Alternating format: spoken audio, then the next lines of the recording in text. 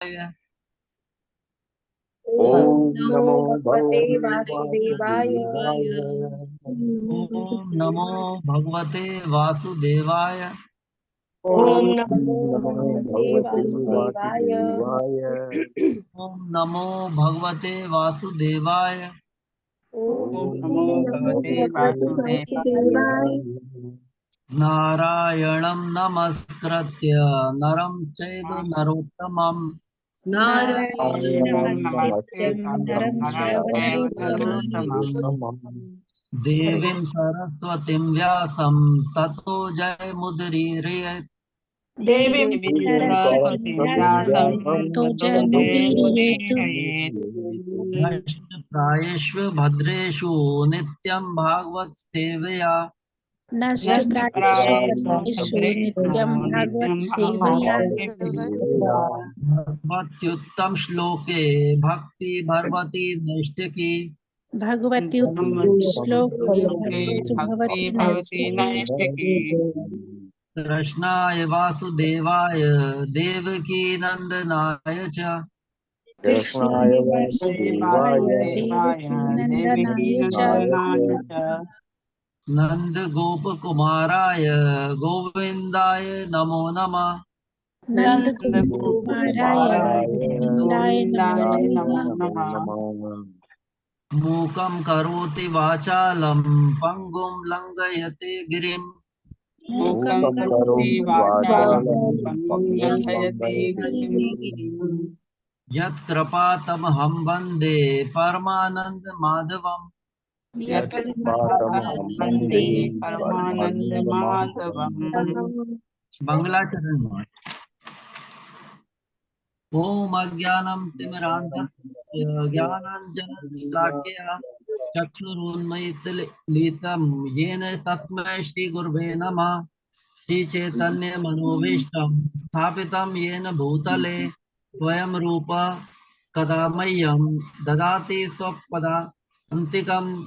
वन्देऽहं श्रीगुरो श्रीयुतपदकमलं श्रीगुरुं वैष्णवं च वांशश्च श्रीरूपं सागरजातं सहगण रघुनाथं निन्दितं तं सजीवं साद्वैतं सावधूतं परिजन सहितं कृष्ण चैतन्य देवं श्री राधा कृष्ण पादान सगण ललिता श्री विशाखान्वितांश च। हे कृष्ण करुणा सिंधु दीनबंधु जगतपते गोपेश गोपिका कांत राधा कांत नमोस्तुते। तप्त कांचन गौरांगी राधे वृंदावनेश्वरी वृषभानुसुते देवी प्रणमामि हरिप्रिय। वांछा कल्पतरु व्यश्च कृपा सिंधु भय एव च परितानां पावनेभ्यो वैष्णवेभ्यो नमो नमः। नमो ओम विष्णुपादाय कृष्ण पृष्ठाय भूतले श्रीमते भक्ति वेदांत स्वामिनिति नामिने नमस्ते सरस्वते देवे गौरवाणी प्रचारिणे निर्विशेष शून्यवादी पाश्चात्य देश तारिणे। जय श्री कृष्ण चैतन्य प्रभु नित्यानंद श्री अद्वैत गदाधर श्रीवासादि गौर भक्त वृंद। हरे कृष्णा कृष्णा कृष्णा हरे हरे हरे रामा रामा रामा हरे हरे। हरे कृष्णा प्रभु जी, हरे कृष्णा माता जी, दंडवत प्रणाम। हरे कृष्णा प्रभु, थैंक यू सो मच। हरे कृष्णा प्रभु माता जी, दंडवत प्रणाम। प्रणाम माता जी, हरे कृष्णा। हरे कृष्णा माता जी, सभी को दंडवत प्रणाम। हरे कृष्णा प्रभु जी, हरे दंडवत प्रणाम। कृष्णा प्रभु जी, दंडवत प्रणाम। हरे कृष्ण माता जी, सभी को दंडवत प्रणाम। जी माता जी, सभी को दंडवत प्रणाम। हरे कृष्णा माता जी, सभी को दंडवत प्रणाम।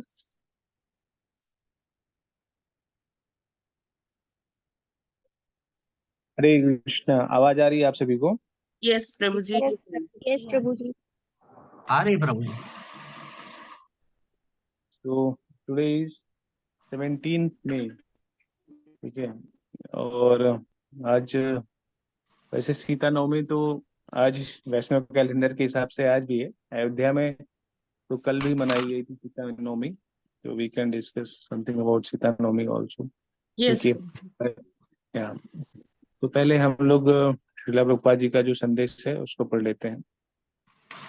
यदि मृत्यु होनी है तो यही होने दो, कुछ नया कहना शेष नहीं रह गया है।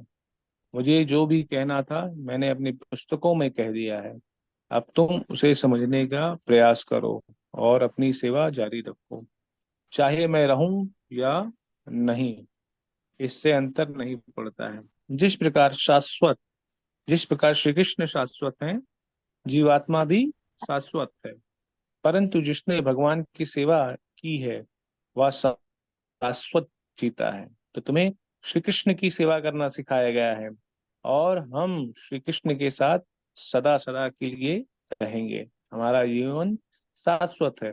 इस शरीर का क्षणिक रूप से अप्रकट होना महत्वपूर्ण नहीं है। शरीर तो मरने के लिए ही है। तो श्री कृष्ण की सेवा करते हुए सदा सदा के लिए जियो। श्रील प्रभुपाद जी का संदेश वृंदावन में आज के दिन 1977 में दिया गया था। ठीक है, तो हम सभी जानते हैं कि ये शरीर क्या है, नश्वर है। ठीक है, आज नहीं तो कल, कल नहीं तो परसों इसको जाना ही है। क्षणिक मात्र, क्षण भर। हमको नहीं लगता होगा कि एक क्षण भर का है, हमको लगता है 100 साल बहुत बड़ा है। ठीक है, लेकिन हमारे से ऊर्ध्व लोकों में जाएंगे ना तो उधर उम्र बहुत बड़ी है। ठीक है, जैसे हम लोग सोचते हैं ना कि एक तितली की आयु कितनी होती है, 3 से 4 दिन। तो हम लोग सोचते हैं अरे 3 से 4 दिन क्या मैक्सिमम जीती होगी। ठीक है, 4 दिन में उनका जन्म से लेके मृत्यु हो जाता है। तो ऊपर के लोकों में जब धीरे धीरे जाएंगे तो वहां पे हजारों वर्ष, लाखों वर्ष ऐसी ऐसी आयु होती है। ठीक है, और भगवान के धाम जब पहुंच जाएंगे तो वहां पर मृत्यु है ही नहीं है। ठीक है, वहां पे नश्वर नाम का कोई शब्द है ही नहीं है। तो श्रील प्रभुपाद जी यही बता रहे हैं कि यहाँ पे जो चीज है वो क्षणिक मात्र है, क्षण मात्र। ठीक है, तो ब्रह्मा जी के लोकों में जाएंगे ना तो उनके हिसाब से देखेंगे तो ये एक पल भर का है। हमारा जो 100 वर्ष की आयु है पल भर भी नहीं है। ठीक है, उससे भी छोटा समय है। तो प्रभुपाद जी यही बता रहे हैं कि मैंने अपनी पुस्तकों के द्वारा, इसीलिए देखिए हमारे आचार्यगण जो हम लोगों को बार बार बताते हैं शास्त्रों का अध्ययन। ठीक है, प्रभुपाद ने, जो हमारे गुरु महाराज हैं, ठीक है, उन्होंने क्या किया, गुरुजन लोग क्या करते हैं कि शास्त्रों का जो निचोड़ है वो अपनी पुस्तकों में लिख के दे देते हैं। ठीक है, अभी हम वेदों को पढ़ने जाएंगे, उपनिषदों को पढ़ेंगे तो बहुत से अलग अलग प्रकार के कंफ्यूजन में फंस जाएंगे। ठीक है, तो इसीलिए जैसे कि भी कल भी बताया गया था, विदुर जी बोल रहे थे ना कि जिसके ऊपर गुरु का आश्रय है या गुरु की कृपा प्राप्त हो जाती है उसको भगवान की कृपा तुरंत ही प्राप्त हो जाती है। तो ऐसा क्यों है, क्योंकि गुरु की आज्ञाओं के अनुसार अगर हम उनके शास्त्रों का अध्ययन करेंगे, श्रवण करेंगे, तो हमको कहीं भटकने की जरूरत नहीं। वो हमको एक डायरेक्टली एक सीधा रूट मैप दे देते हैं, एक मार्ग दे देते हैं कि तुमको केवल इसी मैप पे चलना होता है, इसी रास्ते पे चलना है। तो जब हम उसी रास्ते पर चलते हैं तो हमारे मन में किसी भी तरीके का भटकाव नहीं रहता है, हमारी जो मंजिल है वो फिक्स रहती है। ठीक है, तो इसीलिए यहाँ पर श्रीला प्रभुपाद जी ने बताया है कि हम सभी को भगवान की सेवा करनी चाहिए और उनकी पुस्तकों की अध्ययन करना चाहिए, श्रीमद् भागवतम, भगवत गीता। ठीक है, और भी जितने भी छोटी छोटी स्मॉल बुक्स हैं। ठीक है, कुंती महारानी की शिक्षाएं, भीष्म देव का देह त्याग, अलग अलग प्रकार की छोटे छोटे बुक्स हैं। ठीक है, नारद पंचरात्रि विधि, किस प्रकार से हम भगवान की सेवा कर सकते हैं, तो तमाम बुक्स हैं। ठीक है, तो अगर हम इसका अध्ययन करेंगे तभी हम अच्छे से सेवा कर पाएंगे। प्रभुपाद जी बताते हैं कि भगवान कृष्ण कौन है, शाश्वत है, सनातन है। ठीक है, और हम सभी जीव, जितनी भी जीवात्माएं हैं वो भी सनातन है। ठीक है, शरीर तो क्षणिक है लेकिन आत्मा, आत्मा कौन है, शाश्वत है। आत्मा कभी मरती नहीं है। तो जिस प्रकार भगवान, अगर हम भगवान की सेवा करते हैं तो इस शरीर का क्षय होता रहेगा लेकिन हमारी आत्मा का क्षय कभी नहीं होगा। तो श्रील प्रभुपाद जी यही बता रहे हैं कि हमें सदा सदा के लिए जीना चाहिए, क्षणिक भर के लिए नहीं जीना चाहिए। ठीक है, सदा जीने के लिए हमें क्या करना होगा, भगवान की निरंतर सेवा करनी होगी, निरंतर भगवान का चिंतन करना होगा, निरंतर भगवान के ही ध्यान में अपने आप को लगाना होगा। और इसको लगाने के लिए हमें अपने गुरु की आज्ञाओं का पालन करना होगा, अभ्यास करना होगा। और अपने मन को एकाग्र करके उस कार्य में लगाना होगा। ठीक है, तो जिससे कि हम जन्म और मृत्यु के बंधन से जो है ऊपर उठ जाएंगे। तो जितने भी साधु जन होते हैं, वैष्णव होते हैं, आप देखते हैं ना कि उन लोगों को शरीर से कोई फर्क ही नहीं पड़ता है। क्यों? क्योंकि उस शरीर के लेवल से ऊपर उठे हैं। ठीक है, उनके शरीर में दुख हो, सुख हो, गर्मी हो या ठंड हो, उससे उनको किसी भी प्रकार का कोई फर्क नहीं पड़ने वाला है। क्यों? क्योंकि उन्होंने अपने आप को श्री भगवान के चरणों में समर्पित कर दिया है। तो यहाँ पर श्रील प्रभुपाद जी वही बता रहे हैं कि अगर हमें जीना है तो किस चीज के लिए जीना है? हम्म, किस चीज के लिए जीना है? सेवा के लिए जीना है। ठीक है, जी। कि खाने के लिए जीना है। कुछ लोग आते हैं खाने के लिए जीते हैं ना। अभी ज्यादातर लोग क्या है, जीवन में खाने के लिए जीते हैं। खाने के लिए ज्यादा से ज्यादा धन कमाएंगे, अपने शरीर का जो उपयोग है उसको धन कमाने में लगा देंगे, फिर उसी धन से अपने शरीर की बीमारियों में उस धन को खर्चा कर देंगे। लेकिन आचार्य गण हमें बताते हैं हमें उतना ही धन कमाना चाहिए जिससे कि हमारे शरीर का गुजारा हो जाए, और बाकी धन को हमें भगवान की सेवा में लगाना चाहिए, समाज के कार्यों में लगाना चाहिए, जिससे कि क्या होगा, वो धन भगवान की सेवा में लगेगा। ठीक है, तो यहाँ पर इसी चीज के बारे में श्रील प्रभुपाद जी बता रहे हैं कि हम सभी को मरना तो है ही है एक दिन, लेकिन मरते मरते हमको क्या करना है, इस शरीर को मरना है, लेकिन हमको हमेशा जीने की आदत डालनी है। और वो जीने की आदत कब होगी? जब हम अपने आप को भगवान की सेवा में लगाएंगे, और भगवान की सेवा में लगाकर उनकी सेवा के पात्र बन जाते हैं, उनके धाम को जाने के पात्र बन जाते हैं, फिर सदैव के लिए हम भगवान की सेवा में लग जाते हैं। ठीक है, तो शरीर का मरना कोई बहुत नई बात नहीं है, वो आप हम सब जानते हैं, दिन पे दिन देख रहे हैं, आंखों के सामने घटित होता है। बस हम ये सोचते हैं कि ये इसके साथ हुआ है, हमारा हम अपने बारे में उस चीज को नहीं सोचते हैं। ठीक है, दूसरा अगर मर गया, ठीक है, ठीक है, लेकिन हम कभी ये नहीं सोचते कि ये हमारे साथ भी घटित होने वाला है। अगर हम सोच लें कि हम भी कल ही मरने वाले हैं, ठीक है, या 7 दिन के अंदर मरने वाले हैं, तब हम अपना सब कुछ छोड़ के भगवान की सेवा में लग जाएंगे।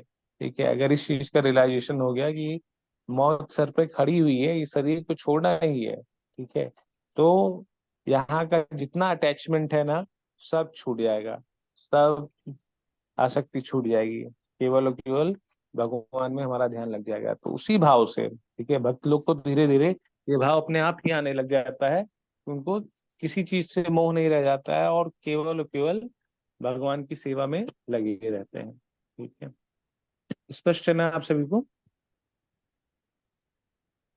जी प्रभु जी। यस प्रभु जी। स्पष्ट है। जन्म मृत्यु के बंधन से ऊपर उठना है तो भगवान की सेवा में लगना है। भगवान की तरह आत्मा भी शाश्वत है। जिस पर गुरु की कृपा होगी उस पर भगवान की कृपा होगी। हरे कृष्ण। ये जिस पर गुरु की कृपा होगी उसी पर भगवान की कृपा होगी। हरे कृष्णा प्रभु जी, तो दंडवत प्रणाम। हरे कृष्ण माता जी। तो सीता जी, आज सीता नवमी आज भी है, वैसे सुबह 10, 8:30, 9 बजे तक सीता नवमी चलेगी, 9-10 बजे जी। तक। तो हमारे वैष्णव कैलेंडर के हिसाब से आज भी है, so we can do the fasting till 12 o'clock, 12 बजे तक। तो आप सभी लोग सीता जी के बारे में जानते होंगे, जो लोग रामायण से संबंधित हैं। ठीक है, कि सीता जी का जन्म इस प्रकार से हुआ था। ठीक है, तो वाल्मीकि रामायण में भी इसका मिलता है। अभी जस्ट रिसेंटली मैं हफ्ते भर पहले मैं उधर ही गया भी था, सीतामढ़ी, हलेश्वर धाम, तो जनकपुर यात्रा पे जब गया था मैं, तो वहाँ के साधु संत से भी जब हम लोग मिलते हैं तो बताते हैं कि एक बार क्या हुआ कि मिथिला में एक भयंकर सूखा पड़ा था। ठीक है, बहुत भयानक सूखा पड़ा था, बारिश हो नहीं रही थी, तो सभी लोग चिंतित थे। ठीक है, तो जनक महाराज भी बहुत ही परेशान थे। तो वहीं पे उनके राज्य में एक ऋषि से उन्होंने पूछा कि भाई इसका क्या उपाय है। तो जनक महाराज को उन ऋषि ने बताया कि एक काम कीजिए कि आप धरती में हल चलाइए।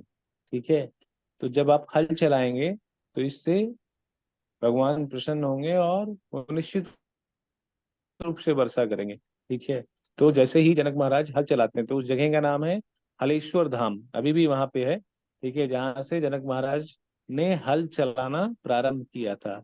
और उस हलेश्वर धाम पे जब जनक महाराज हल चलाते हैं तो फिर पुनौरा धाम जहाँ पे सीता माता जी का प्राकट्य हुआ था, तो वहां पे उनका वो हल आके रुक जाता है। और वहां पर एक क्या मिलता है, एक धरती में एक संदूक मिलता है, ठीक है, संदूक एक सोने का संदूक रहता है, कोई बोलता है घड़ा रहता है, ठीक है। तो उनका हल जाके उससे टकरा जाता है, और जब टकरा जाता है तो वहां पे जब वो देखते हैं कि इसके अंदर क्या है, उनको एक सुंदर सी कन्या मिलती है, ठीक है। तो राजा जनक के वैसे भी कोई संतान थी ही नहीं, तो जनक महाराज जो है उस कन्या को लेके अपनी पत्नी, उनकी पत्नी का क्या नाम था, सुनैना, ये सुनैना जी। हाँ? जी प्रभु जी। सुनैना सुनैना। नाम था ना। जी जी प्रभु। जी प्रभु। हाँ, तो अपनी पत्नी के पास लेके आते हैं और फिर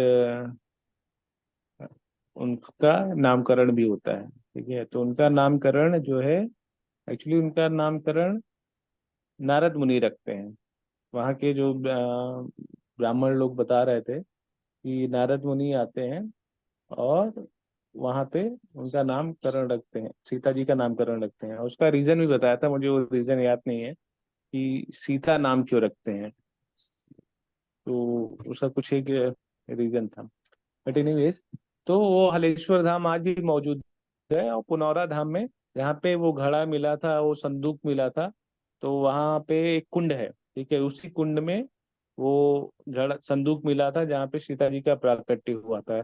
फिर वहां से, और उस कुंड के साथ में हनुमान जी, मतलब उसी कुंड में उस संदूक के साथ में एक हनुमान जी की शिला भी मिली थी, ठीक है।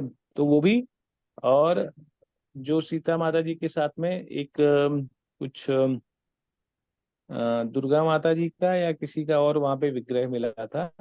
तो वहां से थोड़ी ही दूर पर एक है धाम और है, जहाँ पे हम लोग की तरफ एक सिस्टम होता है ना, जब कोई पैदा होता है तो उसको छठी के दिन उसका नाम रखते हैं या क्या करते हैं, या उसको छठियाउर बोलते हैं, ठीक है। तो आप छठी लोग के दिन जानते होंगे होता है, ना। छठी के दिन कोई उत्सव होता है। हाँ हाँ, हाँ। प्रभु जी कुछ होता छठी। नहीं है, लेकिन वो छठी करते हैं, कुछ करते हैं, छठी तो जहाँ पे मनाते हैं। सीता, हाँ, प्रभु जी सीता माता जी छठी को, करते हैं। हरे सीता कृष्णा माता छठी प्रभु जी, जी। दूध छठी पिलाते के जी दिन हैं। जी, पूजा होती है। छठी हाँ, पूजा दूध, होती। छठी का हाँ। दूध याद आ जाना इस नवरा बने। मेरी वजह से, अब मैं बॉलीवुड की पिक्चर उच्चर में नहीं गए हम लोग, बट जहाँ पे उनका छठी किया गया था तो वो भी जगह दूध मौजूद है। दूध हाँ, पिलाते हैं, छठी का हाँ, दूध।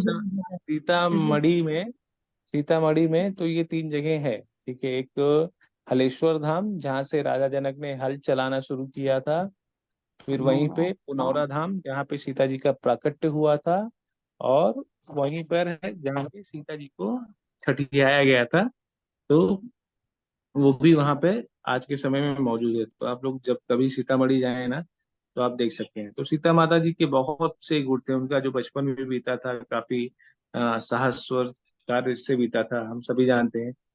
जो शिव धनुष को कोई उठा नहीं पाता था, ठीक है, उस शिव धनुष को सीता माता जी अपने बाएं हाथ से उठाकर शिव मंदिर की सफाई करती थी, ठीक है। सीता माता जी के बहुत सारे गुण भी हैं जिससे हम सीख सकते हैं। सीता माता जी पतिव्रता थी, ठीक है, जिन्होंने केवल अपने पतिव्रत का धर्म पालन करने के लिए भगवान के साथ चली गई।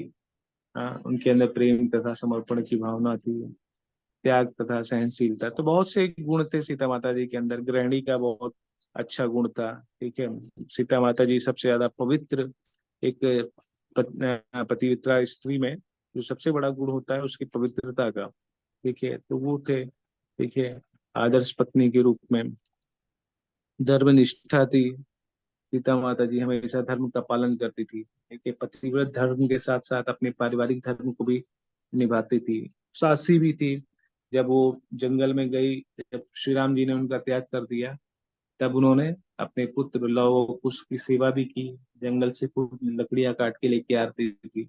और साथ के साथ उनके अंदर, जैसे हम देखते हैं ना कि महाभारत में द्रौपदी के अंदर क्षमा तथा उदारता का एक बहुत बड़ा गुण था, तो सीता माता जी के अंदर भी था। कि रावण उनका जैसे ही अपहरण करके लेके गया था, तब भी सीता माता जी रावण को बार बार बोलती थी मुझे वापस मेरे पति के पास पहुंचा दो, तो वो तुमको क्षमा कर देंगे, उनसे माफी मांग लो, और मैं तो तुमको वैसे भी क्षमा कर दूंगी।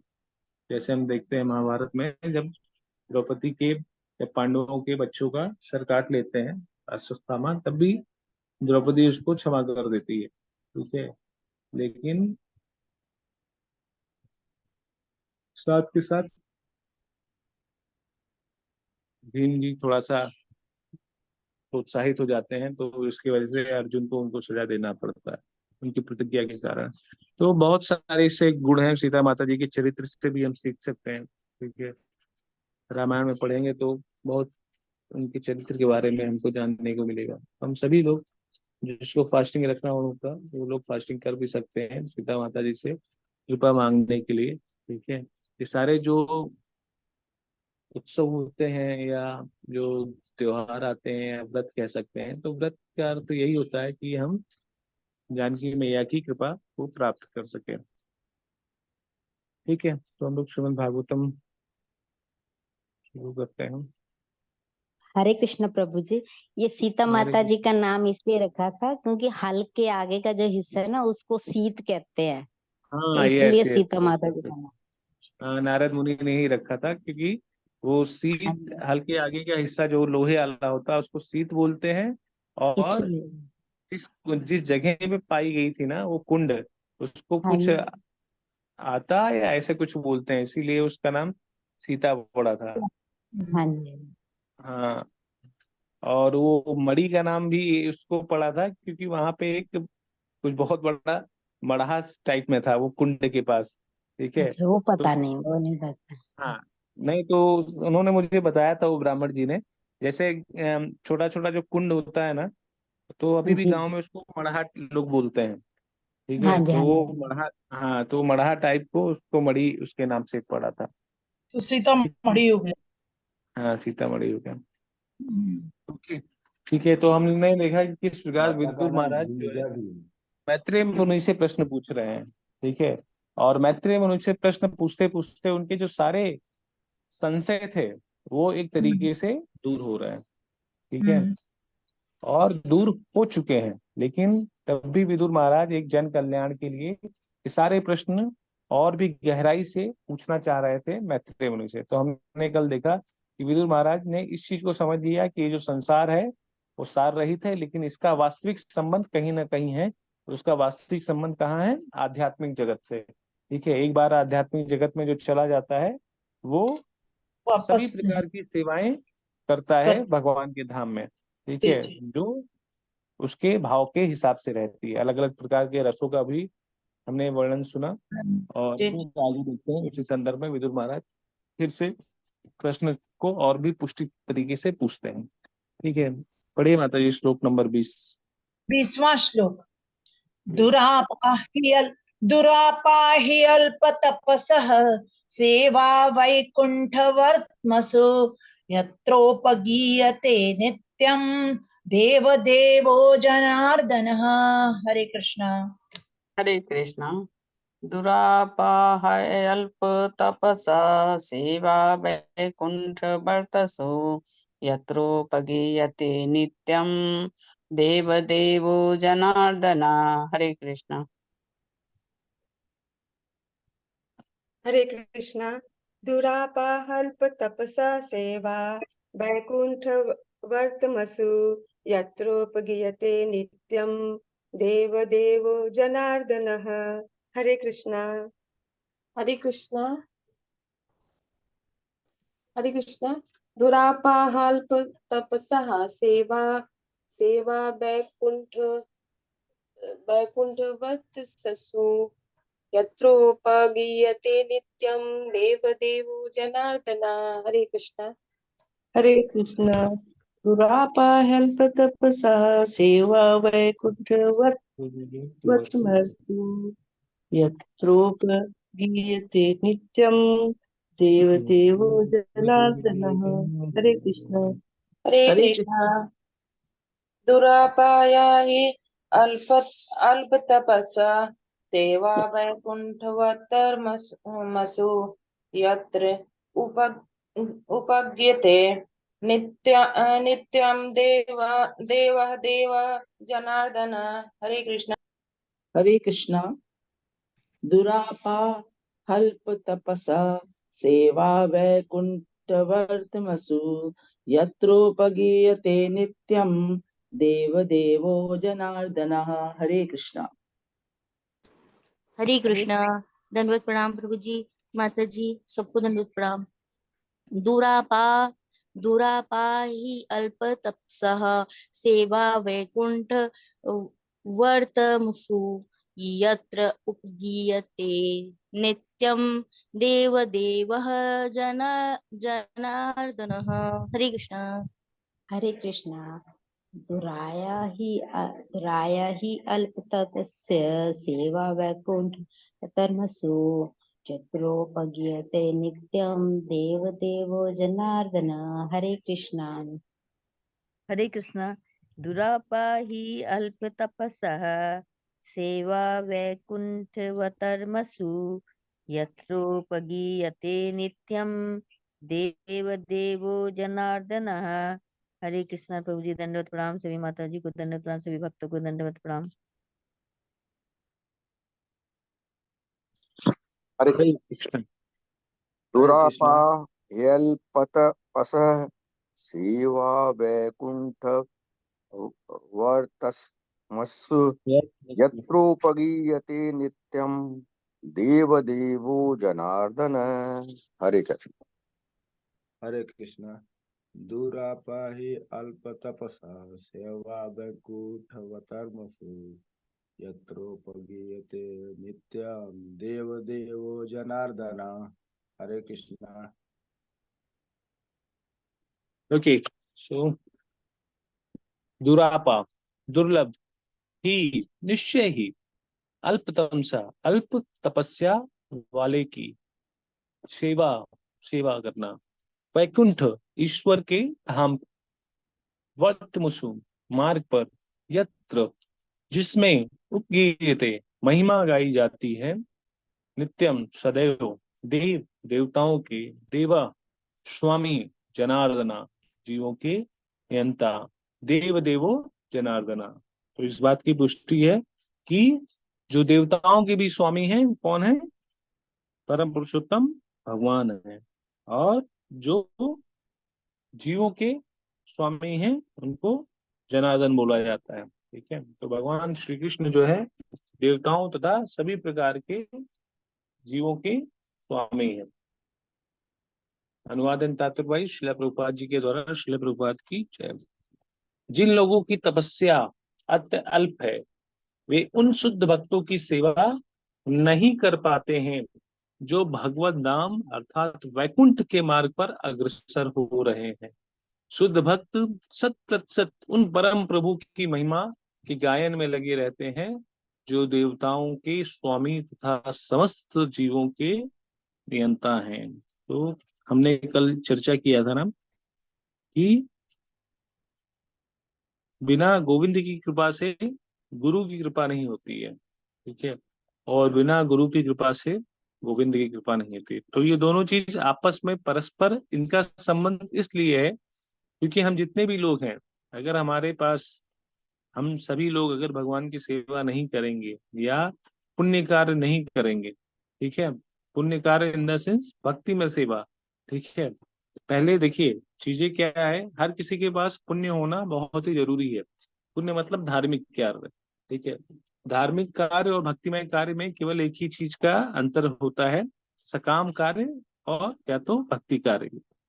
सकाम कार्य में मनुष्य क्या करता है कि अपनी ख्याति के लिए या पुण्य के लिए कर्म करता है, और भक्ति में किया गया कार्य वो प्रेम के लिए होता है। लेकिन जो सीढ़ी है वो कहाँ से शुरू होती है? सकाम कार्य से शुरू होती है ना। हम लोग क्या करते हैं, या जितने भी लोग हैं धीरे धीरे जितने भी हम सभी लोग हैं, हम सभी के अंदर वो प्रेम तुरंत ही नहीं जागृत हो जाता है, या जिसके ऊपर कृपा होती है वो तुरंत जागृत हो जाता है। तो कहीं ना कहीं हम लोग कुछ ना कुछ कंट्रीब्यूशन करवाते हैं। जैसे भगवान का कुछ अभी मान लीजिए जैसे रथ यात्रा आ रहा है तो कुछ लोग उसमें डोनेशन देते हैं, कुछ लोग उसमें भगवान के लिए फूल को स्पॉन्सर करते हैं, कुछ लोग भगवान के लिए भोग बना के लेके आते हैं, तो कुछ लोग उसमें अलग अलग प्रकार की सेवाओं को लेते हैं। तो ये सेवा का लेने का मतलब उसमें ये नहीं कि अब उसमें लाखों लोग जुड़ते हैं, लेकिन लाखों लोगों का भाव क्या प्रेम का है? नहीं है। ठीक है, लेकिन उन लाखों का जो उन्होंने भगवान के लिए जो कुछ किया है, या इस फेस्टिवल के लिए या इस उत्सव के लिए जो भी कुछ किया है, अगर उनका प्रेम का भाव नहीं है तभी उनको पुण्य की प्राप्ति होगी। ठीक है, जैसे लोग तीर्थ यात्रा करते हैं, तो तीर्थ यात्रा में जो जाते हैं वो सभी प्रकार की तीर्थ यात्रा क्या भक्ति भाव से जाते हैं। तीर्थ यात्रा लोग तीर्थों को भी स्नान करने जाते हैं पुण्य अर्जित करने के लिए, पवित्र नदियों में स्नान करते हैं पाप को धुलने के लिए और पुण्य अर्जित करने के लिए। ठीक है, मैं उनकी बात कर रहा हूँ जो धार्मिक कार्य में या सकाम कार्य में उन्मत्त रहते हैं, जिनको भक्तिमय के बारे में उतना पता ही नहीं रहता है। लेकिन ये पुण्य क्या करता है, जैसे जैसे ही हम सभी लोग जितने लोग यहाँ पर बैठे हुए हैं, हम सभी लोगों ने वो सकाम कार्य किया हुआ है, वो पुण्य कमाया हुआ, जिसके कारण हमको गुरु की कृपा प्राप्त हुई, भगवान की कृपा प्राप्त हुई। और भगवान इस चीज को देखते हैं कि अब ये उस चीज में आगे बढ़ रहा है, तो इसको एक गुरु की आवश्यकता होती है। तो भगवान की कृपा से गुरु मिलते हैं, तब उसका जो पुण्य कार्य होता है वो भक्ति में सेवा में कन्वर्ट हो जाता है। लेकिन यहाँ पर क्या लिखा हुआ है कि जो लोगों की तपस्या अति अल्प है, मतलब जिन्होंने इतने धार्मिक कार्य किए नहीं है, ठीक है, इतने, जैसे बहुत से लोग होते हैं ना, हम लोग खुद देखते हैं कि हमारे श्रील प्रभुपाद जी के समय में भी या हमारे गुरुजन के समय में भी हम लोग बोलते हैं कि महाराज वो इतना धार्मिक कार्य करते हैं, पुण्य कार्य करते हैं। ठीक है, और जब वो साधु संघ की, जब हमारे गुरु महाराज बोलते हैं अच्छा वो धार्मिक कार्य करते हैं, हमने उनसे मिलना चाहिए और उनका बुलाओ। ठीक है, अगर वो महाराज के संसर्ग में आते हैं या शुद्ध वैष्णव के संसर्ग में आते हैं, तो अपने आप ही समझ जाते हैं कि पुण्य और भक्तिमय कार्य में क्या डिफ्रेंशिएट है। लेकिन यहाँ तक पहुंचने के लिए हमें एक जो सीढ़ी है सकाम कर्म की, वो जरूर अपनानी पड़ती है, क्योंकि जब तक हम सकाम कर्म या सात्विक कार्य नहीं करेंगे, ठीक है, तो हम किसी और भी चीजों में उन्मत्त रहेंगे। ठीक है, जीवन में हम कितने प्रकार के कर्म करते हैं, यहाँ पर कोई बता सकता है? कर्म कितने प्रकार के हैं? हरे कृष्णा 3 प्रकार के प्रभु जी। हरे कृष्णा वही होगा ना, अकर्म सतो अकर्म विकर्म। हाँ, अकर्म विकर्म सकर्म कर्म विकर्म अकर्म और विकर्म प्रभु जी। हाँ, तो ज्यादातर लोगों को देखिए, ज्यादातर लोग या तो सकाम कर्म करते हैं या तो विकर्म करते हैं, उनको अकर्म के बारे में पता ही नहीं रहता है। ठीक है, तो जितने भी लोग सकाम कर्म करते हैं या धार्मिक कार्य में जुड़े रहते हैं, ठीक है, या समाज के कल्याण के लिए कार्य करते हैं, वही लोग धीरे धीरे आगे चलकर, क्योंकि उनके पास पुण्य अर्जित होता है, तो वो आगे भक्त बनते हैं। लेकिन जितने लोग शास्त्रों के विरुद्ध कार्य करते हैं, ठीक है, या विकर्म करते हैं, वो सारे चीज विकर्म की श्रेणी में आते हैं, जो शास्त्रों के विरुद्ध कार्य किया जाए, तो वो भगवान की भक्ति में नहीं आते हैं। ठीक है, तो फिर वो अलग अलग, उनका रास्ता ही अलग हो जाता है। फिर या तो कभी वैष्णव की कृपा हुई तब वो इस रास्ते पर मुड़े, ठीक है, नहीं तो फिर उनका ऑटो अपग्रेडेशन चलता रहता है।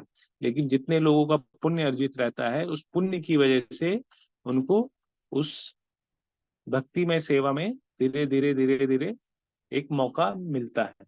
ठीक है, तो यहाँ पर इसीलिए बताया गया है कि जो लोग की तपस्या अत्यल्प है, वो उन शुद्ध भक्तों की सेवा नहीं कर सकते, क्योंकि शुद्ध भक्तों की सेवा करने के लिए क्या चाहिए होता है, हमें हृदय साफ रखना होता है।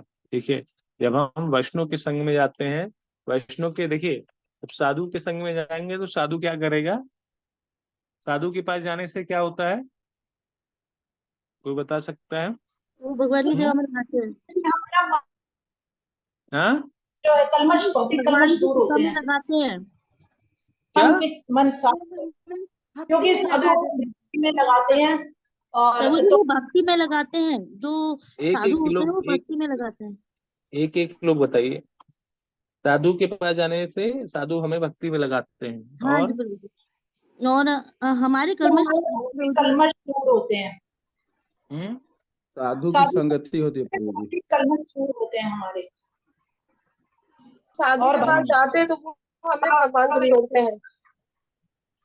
ठीक है, तो साधु का जो अर्थ है देखिए, एक एक शब्दों में कि साधु के पास जाने से क्या होता है, हमारी आसक्ति दूर होती है। ठीक है, जो सबसे इम्पोर्टेंट चीज है। हमारी आसक्ति कैसे दूर होगी, क्योंकि हमें वो बताते हैं किस प्रकार से हमें अपने जीवन में सारे कार्यों को करते हुए किस प्रकार से भगवान पर आश्रित होना है। ठीक है, हमें प्रेम करना है लेकिन मोह में नहीं पड़ना है। ठीक है, मोह और प्रेम दो चीज है ना। ठीक है, एक है लव और दूसरा क्या हो जाता है, अटैचमेंट। ठीक है, या लस्ट। ठीक है, तो हमें अटैचमेंट और लस्ट में नहीं पड़ना है, हमें किस में पढ़ना है, हमें प्रेम में पढ़ना है। हमें प्रेम सबसे करना है। तो साधुओं के पास जाएंगे ना, साधुओं का हृदय बहुत ही विशाल होता है। उनके लिए किसी भी जीव के लिए कोई भेदभाव नहीं है, चाहे चूहा हो, चाहे कॉकरोच हो, चाहे कोई भी चीज हो, उसमें कोई भी भेदभाव नहीं है। ठीक है, क्योंकि साधु का जो हृदय होता है वो सदैव पवित्र होता है, सदैव बड़ा होता है। ठीक, तो इसीलिए कहा जाता है कि लव मात्र साधु संग सर्व सिद्धि होए, क्योंकि साधुओं की वजह से हम जीवन के जो सारे कार्य हैं मनुष्य जीवन के, उसको कर सकते हैं। क्योंकि मनुष्य जीवन के बारे में अगर हमें कोई समझा सकता है तो वो शास्त्र या साधु। लेकिन उस शास्त्रों को समझने के लिए हमें साधु की आवश्यकता होती है। ठीक है, कि जो हमको इस चीज के बारे में बता सके। तो साधुओं के पास जाने से सबसे बड़ी चीज है कि हमारी आसक्तियों का दमन होता है, और जिसके कारण हम उस मार्ग को अच्छी तरीके से देख पाते हैं जहां पर हमें भगवान के प्रेम की प्राप्ति होती है। तो इसीलिए बताया जा रहा है कि जो भगवत धाम अर्थात वैकुंठ के मार्ग पर अग्रसर हो रहे होते हैं, तो जितने भी वैष्णव होते हैं वो भगवत धाम या वैष्णव मतलब वैकुंठ के मार्ग पर, भगवान के धाम पर आगे बढ़ते रहते हैं, क्योंकि उनको पता है कि वो उनको कहाँ पे जाना है। ठीक है, और अगर हम उनका संग लेंगे या उनका सानिध्य करेंगे तो उससे क्या होगा, साधुओं का संग करने से क्या होगा, इस मनुष्य जीवन की जो सार्थकता है वो हम सबको नजर आएगी, और हमारा जो समय है वो वेस्ट नहीं होगा। समय वेस्ट करने का मतलब ये नहीं कि हम 1 घंटा वेस्ट कर रहे हैं या 2 घंटा वेस्ट कर रहे हैं। यहाँ पर समय का जो बताया गया है वेस्ट करने का, वो है हमें अलग अलग प्रकार की योनियां।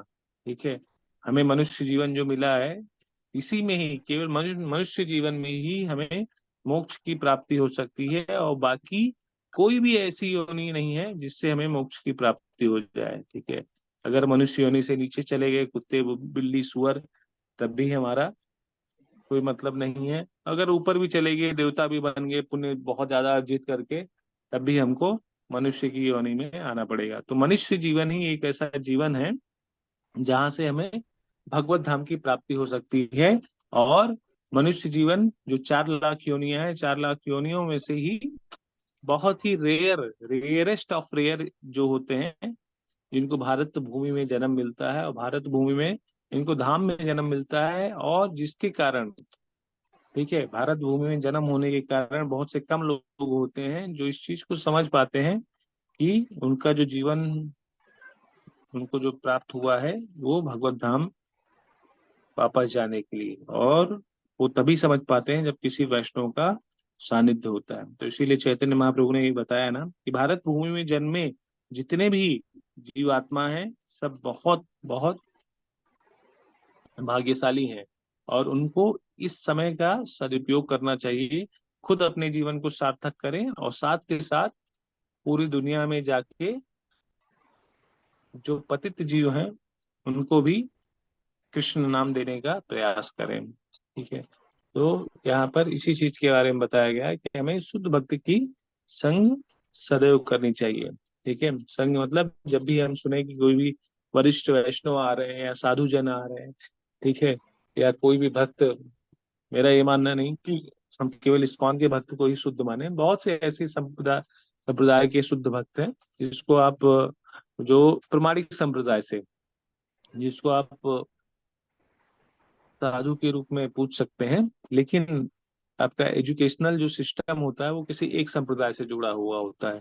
ठीक है, आप रिस्पेक्ट सबकी करें, इज्जत सबको करें, सबको गुरुजन मान के, लेकिन हमारे जो शास्त्रों में बताया जाता है जिस पद्धति से हम लोग आगे बढ़ रहे हैं हमें उसका ही अनुकरण करना चाहिए। उससे क्या होगा, हम लोग कभी पथभ्रष्ट नहीं होंगे। नहीं तो अगर हम आज इधर पढ़ रहे हैं, आज यहाँ की फिलॉसफी पढ़ रहे हैं, कल कहीं और की फिलॉसफी पढ़ेंगे, तो उससे हम हमेशा पथभ्रष्ट रहेंगे। तो इसीलिए कहा जाता है कि हमें सदैव जो है एक गुरु और एक इष्ट को मानना चाहिए। शिक्षा गुरु आप सभी को मान सकते हैं, ठीक है, अच्छी चीजें आप सभी से सीख सकते हैं, ठीक है, लेकिन हमारे अगर हमारा गोल क्लियर है और हम अपने गुरु महाराज की बातों के लिए समर्पित हैं तो निश्चित रूप से हमें भगवान के प्रेम की प्राप्ति होती है। तो तात्पर्य में बताया गया, जैसा कि समस्त अधिकारियों ने संस्तुति की है कि मुक्ति का मार्ग महात्मा जनों की सेवा करना है। ठीक है, तो वेदों का मर्म क्या है? हाँ, वेदों का उद्देश्य क्या है? भगवान को जानना, भगवान की प्राप्ति, भगवान के प्रेम की प्राप्ति, और उसी को ही मुक्ति कहा गया है। ठीक है, मुक्ति मतलब चाहे उसको मोक्ष कह लीजिए, चाहे मुक्ति कह लीजिए, चाहे उसको आप मनुष्य जीवन की सार्थकता कह लीजिए, अलग अलग भाषा में, लेकिन वेदों का जो उद्देश्य है वो भगवान के प्रति प्रेम जागृत करना या भगवान के प्रेम को प्राप्त करना। लेकिन उस प्रेम को प्राप्त करने के लिए जो सबसे बड़ा रास्ता है, सबसे शॉर्टकट रास्ता जो है वो क्या है? महात्मा जनों की सेवा करना। भगवान भी बोलते हैं ना, जो मेरे भक्तों का प्रिय है वो मेरा प्रिय है। हाँ, तो भक्तों का संग, हम अगर साधु का संग करते हैं, महात्मा जनों की सेवा करते हैं, जो भगवान की सेवाओं में सदैव लगे रहते हैं, उन्हीं का चिंतन करते हैं, उन्हीं का गुणगान करते हैं, उन्हीं के बारे में बोलते हैं, ठीक है, किसी भी जीवों में किसी प्रकार का भेदभाव नहीं करते हैं, भले ही बाहरी रूप से देखने में आपको लगे कि ये किस तरीके के हैं, लेकिन आंतरिक रूप से वो व्यक्ति साधु है, महात्मा है। ठीक है, तो यहाँ पे बताया गया है कि जहां तक भगवत गीता का संबंध है कि महात्मा जन वे शुद्ध भक्त हैं जो ईश्वर के धाम वैकुंठ के मार्ग पर चलते हैं और जो शुष्क लाभ रहित दर्शन की बातें न करके भगवान की महिमा का सदैव कीर्तन तथा श्रवण करते हैं। ठीक है, तो ये क्वालिटी बताई गई है इसकी, महात्मा जन की। महात्मा जन की क्या है? श्रवणम कीर्तनम, श्रवणम कीर्तनम, श्रवणम कीर्तनम, सदैव भगवान के बारे में श्रवण करते हैं और सदैव भगवान के बारे में ही बोलते हैं। ठीक है, और उनके जीवन में कोई तीसरा कार्य है ही नहीं है। ठीक है, वो केवल भगवान के बारे में ही सुनना चाहते हैं और भगवान के बारे में ही बोलना चाहते हैं। हम सभी लोग ऐसे हैं क्या?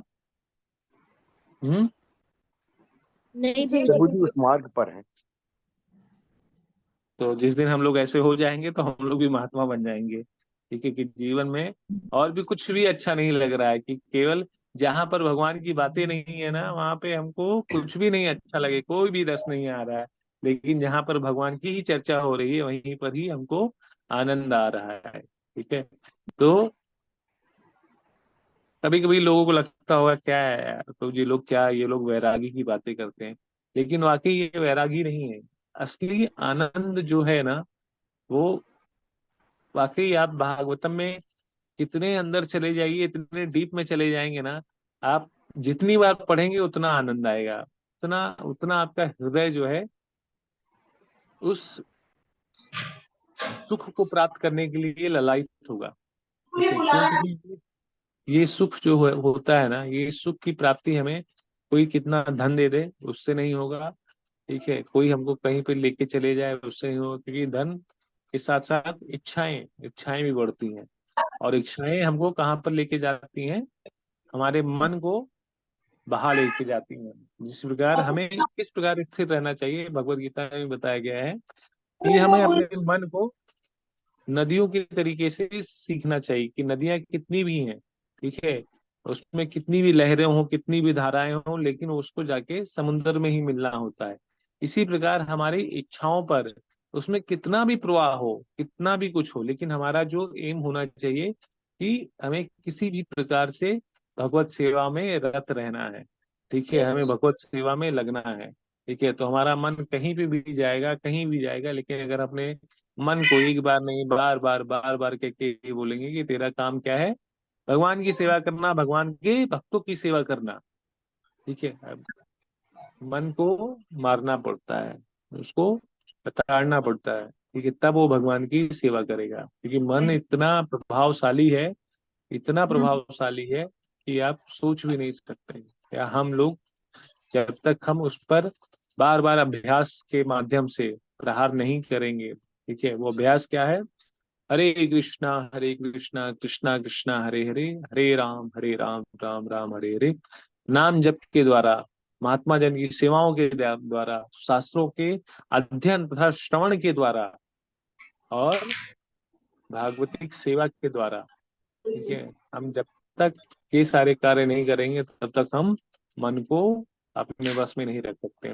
और जब इसी कार्य में जब मन समझ जाएगा कि यार अब इसको इसी कार्य में ही आनंद आ रहा है, तो फिर वो आपकी ही सुनेगा, फिर आपको वो इतना आनंदित करेगा, इतना आनंदित करेगा। ठीक है, जिस प्रकार साधु जन महात्मा जन का मन कहाँ लगा रहता है? सदैव भगवान के प्रेम में लगा रहता है। अब सोचिए, भगवान के प्रेम में लगा हुआ है उनका मन, कितना उनको आनंद दे रहा है कि ये पूरा संसार उनके सामने अगर रख दिया जाए तो उसको देखेंगे तक नहीं। ठीक है, क्यों? क्योंकि जो अपार आनंद, जो असली सुख, जो आंतरिक सुख की प्राप्ति हो रही है, वो कहीं पे बाहर नहीं है, हमारे हृदय में ही हमारा आंतरिक सुख छुपा हुआ है। जिस प्रकार हिरण की नाभि में कस्तूरी रहता है ना, और जंगल भटकता है, उसी प्रकार हम लोग सुख की तलाश में पूरी दुनिया घूमते हैं। ठीक है, अलग अलग चीजों पर, अलग अलग इच्छाओं को हम लोग पूरा करने का प्रयास करते हैं, और वो क्षणिक सुख को प्राप्त करके फिर वापस से हम उदास हो जाते हैं। लेकिन ये जो परमानेंट सुख है, ये महात्मा जनों की जब हम सेवा करेंगे ना, तब ये अपने आप भी महसूस कर सकते हैं। आप लोगों में से बहुत से लोग ऐसे हैं जो मंदिर में सेवा करते हैं।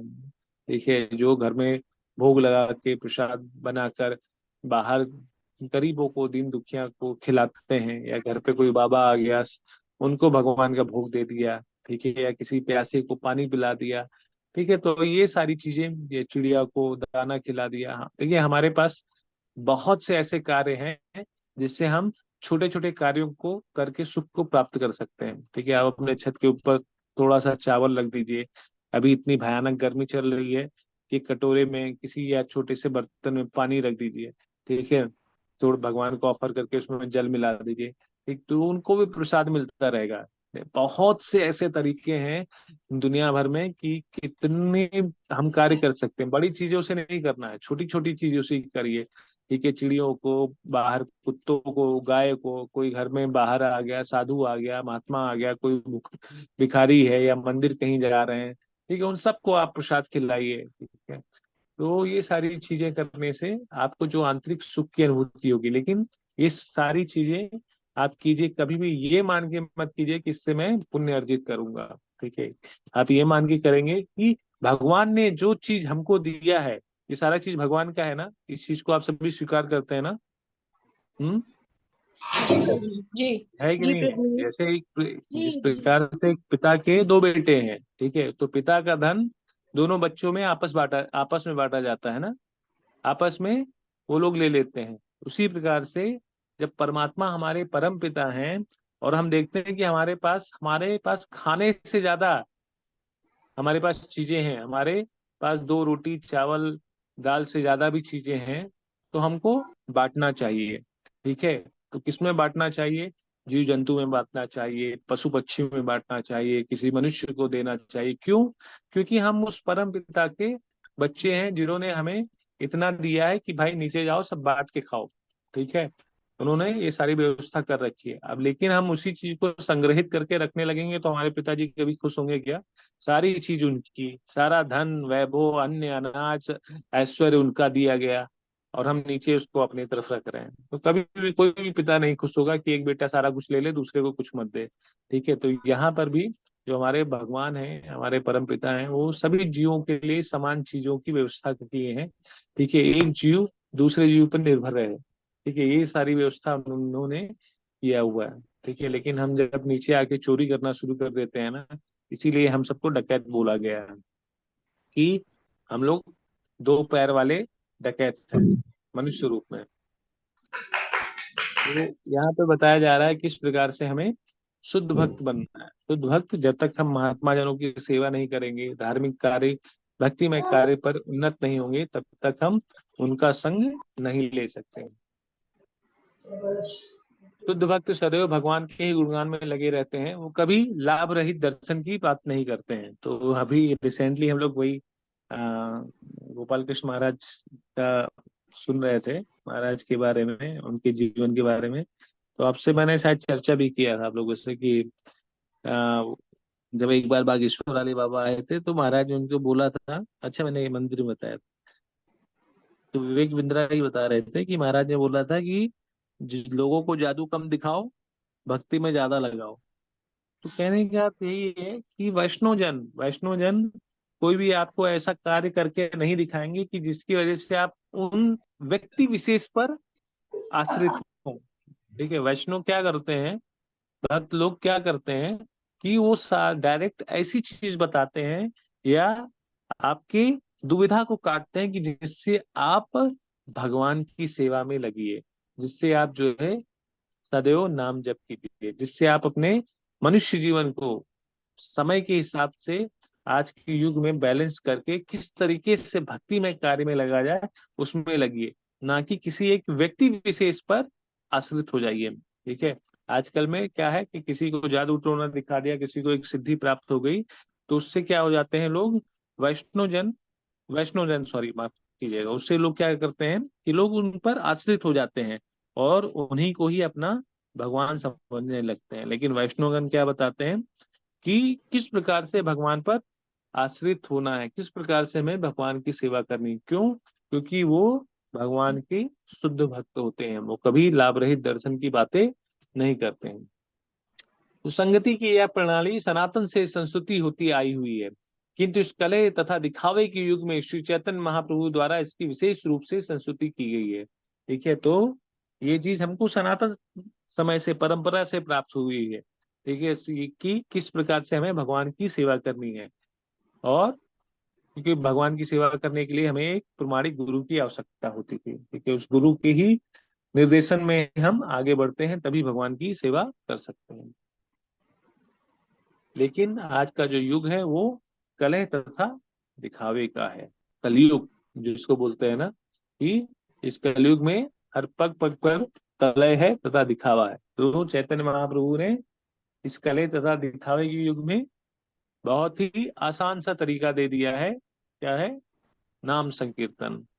हरे कृष्णा कृष्णा कृष्णा हरे हरे, हरे राम राम राम हरे हरे।